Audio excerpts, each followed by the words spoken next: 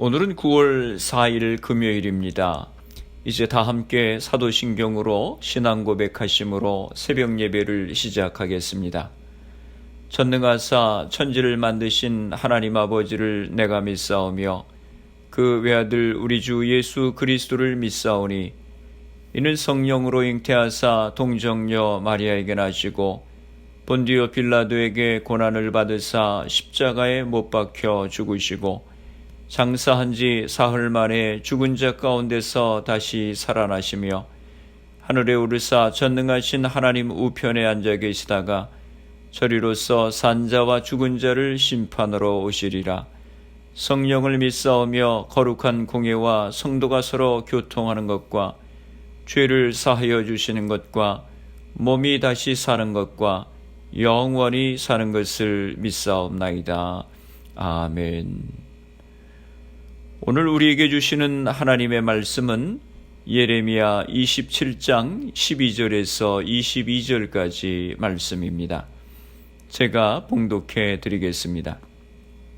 내가 이 모든 말씀대로 유다의 왕 시드기야에게 전하여 이르되 왕과 백성은 바벨론 왕의 멍에를 목에 메고 그와 그의 백성을 섬기소서. 그리하면 사실이라. 어찌하여 당신과 당신의 백성이 여호와께서 바벨론의 왕을 섬기지 아니하는 나라에 대하여 하신 말씀과 같이 칼과 기근과 전염병에 죽으려 하나이까? 그러므로 당신들은 바벨론의 왕을 섬기게 되지 아니하리라 하는 선지자의 말을 듣지 마소서. 그들은 거짓을 이어남이니이다. 이는 여호와의 말씀이니라. 내가 그들을 보내지 아니하였거늘 그들이 내 이름으로 거짓을 예언하니 내가 너희를 몰아내리니 너희와 너희에게 예언하는 선지자들이 멸망하리라.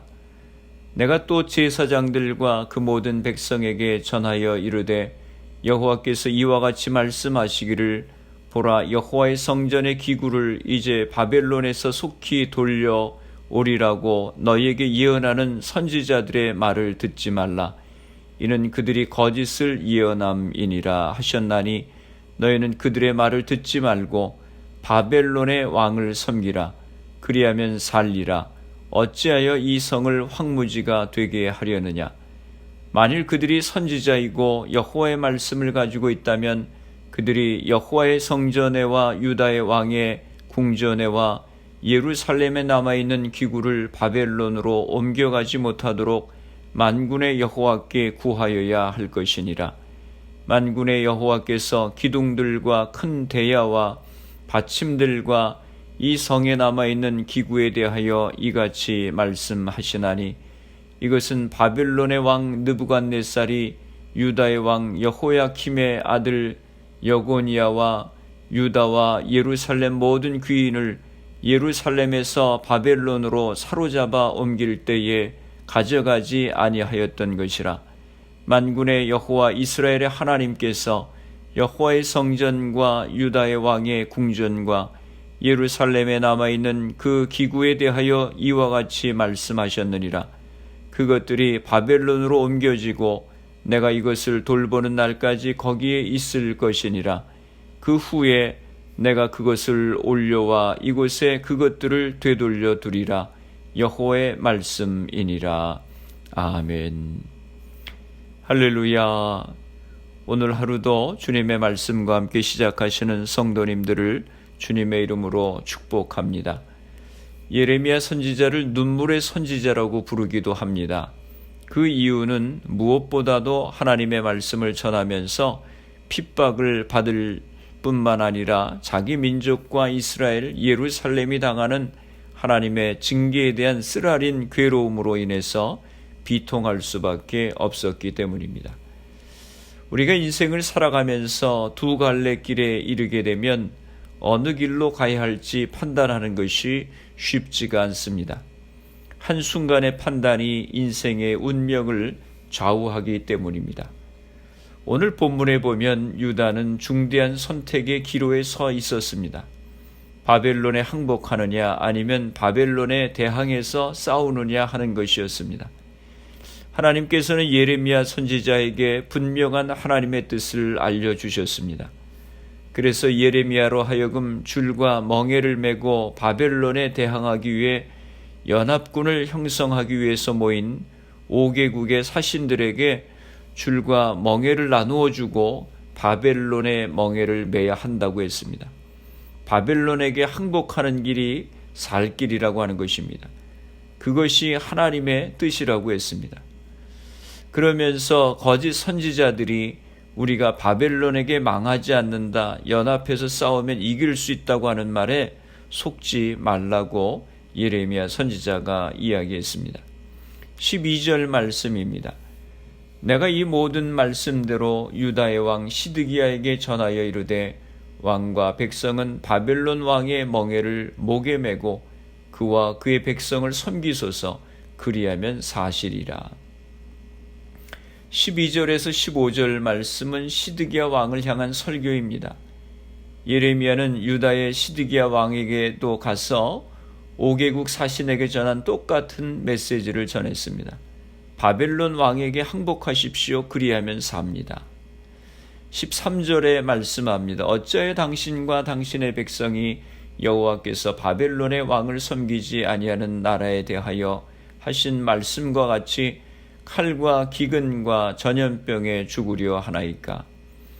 바벨론에 항복하지 않으면 칼과 기근과 전염병에 왕과 백성들이 다 죽습니다라고 강력하게 전했습니다.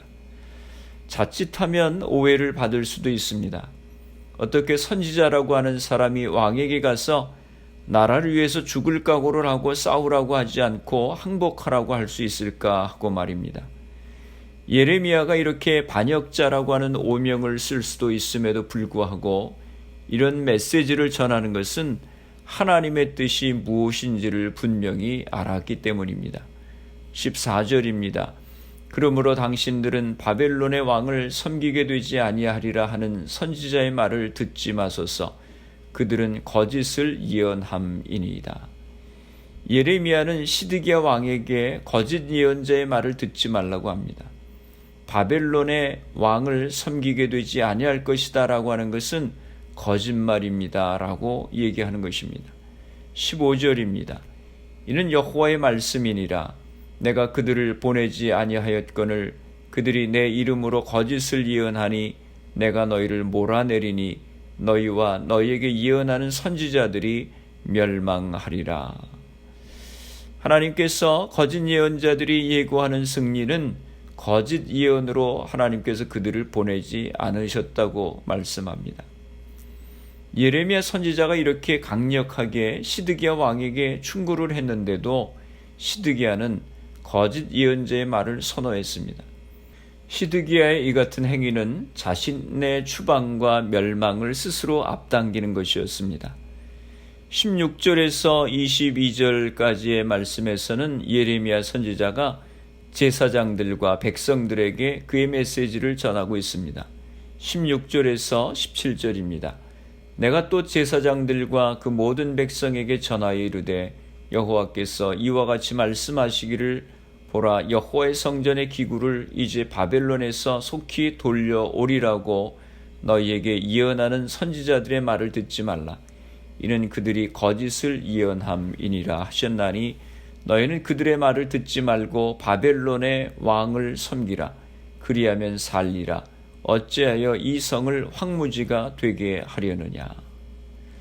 예레미야는 유다 왕에게 설교한 뒤 이제는 제사장과 백성을 향해 설교합니다. 당시 거짓 선지자들은 바벨론에게 뺏긴 성전 기구들이 속히 돌아오리라고 예언을 했습니다. 제사장과 백성들에게 이 예언은 얼마나 기쁜 소식입니까? 반 바벨론 동맹을 추진하는 상황에서 예배를 잃어버린 그들이 예배 기구들을 되찾게 된다고 하는 소식은 참으로 듣기 좋은 예언이었습니다. 그러나 이는 거짓 예언이었습니다. 시드기야 왕과 제사장들 그리고 백성들은 예레미야 선지자의 메시지보다는 거짓 예언자들의 소리에 솔깃했습니다. 시드기야 왕은 왜 예레미야 선지자의 충고를 듣지 않고 거짓 선지자의 말을 들었을까요? 그는 한 나라의 왕으로서 중대한 책임을 가지고 있는 사람입니다. 아마도 한 나라의 왕으로서 바벨론에 항복을 한다고 하는 것이 자존심이 상했을 수도 있습니다. 그래서 거짓 예언자들의 말이 귀에 듣기도 좋으니 아니란 마음으로 선택을 한 것입니다. 시드기야는 중대한 상황에서 정말 하나님의 뜻이 무엇인지 분별하는 지혜가 없었습니다. 영적인 눈이 열리지 않았습니다. 그는 나라를 이끌어가는 책임자로서 깊이 고뇌하며 기도하며 유다를 향하신 하나님의 뜻이 무엇인지 분별해야 했습니다. 선지자의 역할이 무엇입니까? 선지자는 중재자입니다. 하나님과 백성 사이의 중재자입니다. 선지자는 하나님의 뜻을 백성들에게 전하는 자입니다. 자기의 뜻을 전하는 자가 아닙니다. 그러나 그 당시 거짓 선지자들은 나라가 위태한 상황에서도 하나님의 뜻은 구하지 않고 그저 임시적으로 백성들의 귀를 즐겁게 하고 거짓으로 안심케 하는 방법을 구했습니다. 그래서 나라가 멸망할 위기에 처했음에도 불구하고 괜찮다고 했습니다. 바벨론에게 망하지 않을 거라고 했습니다. 빼앗긴 성전 기구도 곧 되찾게 될 것이라고 말했습니다. 거짓 예언만 잔뜩 늘어놓았습니다. 마치 고통스러운 환자에게 근본적인 치료는 해주지 않고 진통제나 주면서 현재 아픔을 못 느끼게 하려고만 했습니다. 그들은 나라를 망친 주범들입니다. 백성과 나라는 안중에도 없는 사람들입니다. 하나님을 두려워하는 마음도 없는 사람들입니다. 거짓을 밥 먹듯이 했습니다. 백성들은 거짓 예언자의 말을 많이 믿었습니다. 왜 그랬을까요? 아마도 듣기 좋아서였을 것입니다. 하나님의 뜻을 구하는 지혜로운 마음이 없어서일 것입니다. 두 갈래 길을 만날 때 어느 길로 가야 할지를 결정하는 것은 어렵습니다. 선택에 따라서 운명이 달라지게 되기 때문입니다. 바른 선택을 하는 것은 쉽지 않습니다. 인간의 지혜는 한계가 있습니다. 그러나 하나님은 모든 것을 아시는 분이십니다. 전지하신 하나님이십니다. 바른 선택을 하기 위해서는 인간의 짧은 지혜를 구하지 말고 하나님의 뜻을 구해야 하는 것입니다. 나를 향하신 하나님의 뜻이 무엇인지를 구하는 것이 바른 길입니다. 지금은 힘들어 보여도 하나님의 뜻이면 그 길이 진리인 것입니다. 좁은 길로 가라고 말씀하셨습니다. 우리의 인생의 중대한 문제 앞에서 환경과 사람들만을 바라보지 말고 하나님 앞에 엎드려 기도하며 나를 향하신 하나님의 뜻이 무엇인지를 분별해야 하는 것입니다. 바벨론에 항복하는 것이 하나님의 뜻이라고 한다면 그 길이 힘들고 아파도 순종해야 되는 것입니다. 그것이 살 길입니다. 하나님의 뜻이기 때문입니다. 하나님의 뜻을 분별하고 그 뜻 앞에 겸손히 순종하시기를 바랍니다. 기도하시겠습니다. 거룩하신 아버지 하나님, 은혜와 사랑을 감사합니다. 예레미야 선지자가 주님의 음성을 듣고 왕과 백성들에게 전하지만 왕도 백성들도 하나님의 참 예언의 말씀에는 귀를 기울이지 않고 당장에 그들에게 듣기 좋은 거짓된 예언에만 귀를 기울이고 실수했던 것을 봅니다. 하나님, 저희들에게 하나님의 뜻을 구하는 지혜를 주시기를 기도합니다.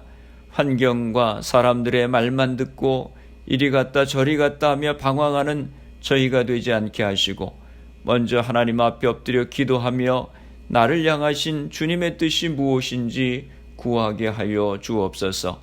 그리고 주님의 뜻 앞에 겸손히 따를 수 있는 순종의 마음도 허락하여 주시옵소서. 교회와 성도들을 위해서 기도합니다. 흩어져 있는 주의 백성들 가정들을 지켜주시고 질병으로 인하여 어려움 가운데 있는 이들을 치료하여 주시옵소서. 우리의 가정들을 축복하시고 자녀들을 복되게 하시고 주신 사업과 직장들을 붙들어 주옵소서. 코로나 바이러스의 문제가 하루속히 해결되어서 모두가 정상적인 생활을 할 수 있도록 은혜를 허락하여 주옵소서. 오늘 하루도 주님과 동행하는 복된 하루가 되게 하여 주옵소서. 예수님의 이름으로 기도드리옵나이다. 아멘. 주기도문 하심으로 새벽 기도회를 마치겠습니다. 하늘에 계신 우리 아버지여, 이름이 거룩히 여김을 받으시오며 나라가 임하시오며 뜻이 하늘에서 이루어진 것 같이 땅에서도 이루어지이다. 오늘 우리에게 일용할 양식을 주시옵고 우리가 우리에게 죄 지은 자를 사하여 준 것 같이 우리 죄를 사하여 주시옵고 우리를 시험에 들게 하지 마시옵고 다만 악에서 구하시옵소서. 나라와 권세와 영광이 아버지께 영원히 있사옵나이다. 아멘. 새벽 예배를 마쳤습니다. 오늘 하루도 주님 안에서 승리하시기 바랍니다. 새벽 예배 후 개인적으로 10분 이상씩 기도하시기 바랍니다. 겸손히 하나님의 뜻을 구하며 그 뜻 앞에 순종하는 우리가 될 수 있도록 위해 기도하시고, 가정에서 부모님이 믿음의 제사장의 역할을 감당하고 가정 예배가 세워질 수 있도록 기도하시기 바랍니다. 교회를 위해서 기도해 주시기 바랍니다. 질병으로 고생하시는 성도님들의 회복을 위해서 기도해 주시고, 미국과 대한민국 조국을 위해서 기도해 주시고, 그리고 코로나 바이러스를 위해서 애쓰는 의료진들, 봉사자들, 위정자들 위해서 기도해 주시기 바랍니다. 코로나 백신 개발을 위해서 기도해 주시고, 코로나 바이러스로 희생된 가정들, 환자들 위해서 기도해 주시기 바랍니다.